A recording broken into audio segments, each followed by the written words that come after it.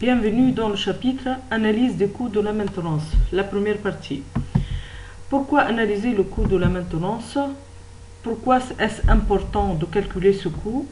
Eh bien, tout d'abord, parce que les dépenses de la maintenance sont assez importantes et bien visibles dans une entreprise.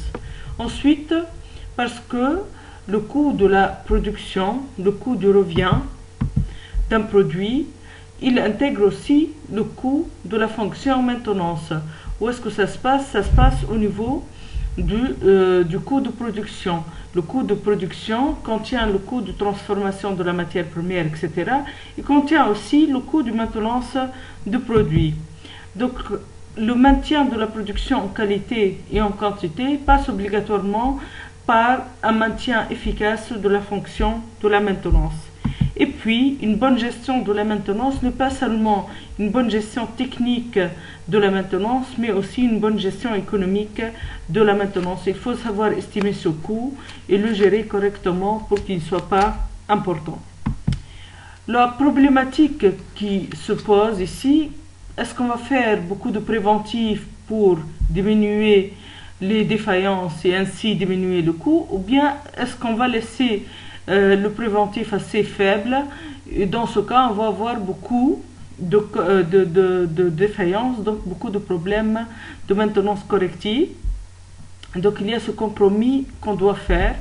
Dans cette zone qui est entourée en rouge, on voit bien que si on considère cet axe, l'axe des actions préventives, le coût des actions préventives, si on prend on fait un nombre faible d'actions préventives, on va avoir une maintenance corrective qui a un coût très élevé. Si contrairement ici on fait trop de préventifs, bien qu'on va avoir un coût de la maintenance corrective qui est faible, on va avoir un coût de la maintenance préventive qui est très élevé et on va ici aussi avoir un coût élevé. Donc dans cette partie, le coût total de la maintenance est élevé, dans cette partie il est assez élevé aussi. Donc, le coût optimal qu'on devrait faire se situe dans une zone entre 30% et 56% où il y a un minima du coût qu'on a estimé. Donc, dans cette partie, on va prendre assez de préventifs, ce qui va réduire énormément les actions correctives et on va avoir ici un coût optimal de la maintenance. Ensuite,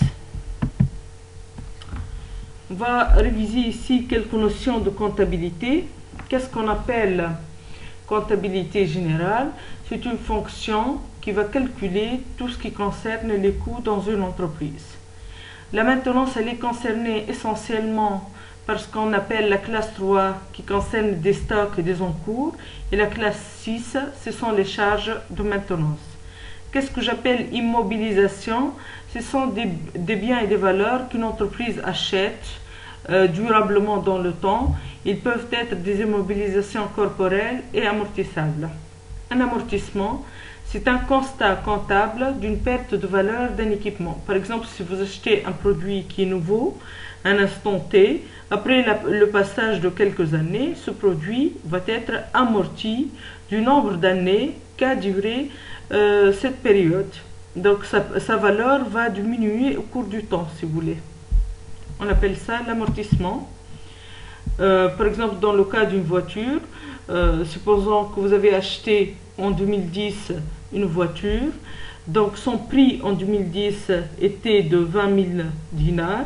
En 2020, son prix va diminuer d'un certain taux. Donc ce taux s'appelle l'amortissement d'un bien. Il est important dans le service de maintenance de calculer cet amortissement pour savoir quelle est la valeur des biens et des machines que nous avons. Qu'est-ce qu'on appelle le taux d'amortissement? Le taux d'amortissement est l'inverse de la durabilité prévisionnelle. Supposons que vous avez acheté un produit qui est garanti, qui a une durée prévisionnelle, c'est-à-dire qu'on a prévu qu'il durera telle ou telle période. C'est son fabricant normalement qui va définir cette durée prévisionnelle. Pour une durée prévisionnelle de 5 ans par exemple, le taux d'amortissement c'est l'inverse de 5, c'est 0,2, c'est-à-dire 20%. Il y a un certain nombre commun, un certain taux commun communément utilisé pour les maisons d'habitation, par exemple, de 1 à 2%, pour le matériel informatique de 20 à 50%, matériel de bureau de 10 à 20%, les outillages de 10 à 20%, ce sont des taux d'amortissement communs. Alors, comment calculer l'amortissement annuel, c'est-à-dire l'amortissement sur une année ou sur une période assez longue? Alors, l'amortissement annuel égale la valeur du bien fois le taux d'amortissement fois le temps au prorata de 12 mois, c'est-à-dire le temps par rapport aux 12 mois. Par exemple, on va voir un exemple, un bien d'une valeur de 80 000 dinars acheté en juillet est amortissable sur 5 ans. S'il est amortissable sur 5 ans, c'est-à-dire son taux d'amortissement qu'on a calculé tout à l'heure est égal à 20%. Alors, comment calculer? Il a été acheté en juillet. Donc, l'année N, c'est l'année de l'achat. L'année N plus 1, c'est la première année, la deuxième année, la troisième année, la quatrième année et la cinquième année. Donc, il est amortissable sur 5 ans. On va calculer ce tableau d'amortissement sur 5 ans. Donc, dans la première année, puisqu'il a été acheté en juillet, il ne reste plus que 6 mois.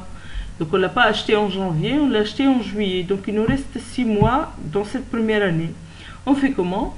La valeur du bien, 80 000 dinars, fois le taux d'amortissement 0,2, fois 6 sur 12, c'est-à-dire 6 mois sur 12 mois. C'est ce que ça veut dire le temps au prorata de 12 mois.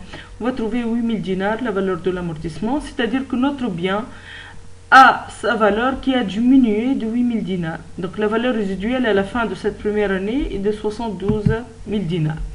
La première année, on va la considérer complète, 12 mois. Idem, on va faire le calcul, mais cette fois, fois 12 sur 12, puisque la durée, c'est 12 mois. On va avoir 56 000 dinars.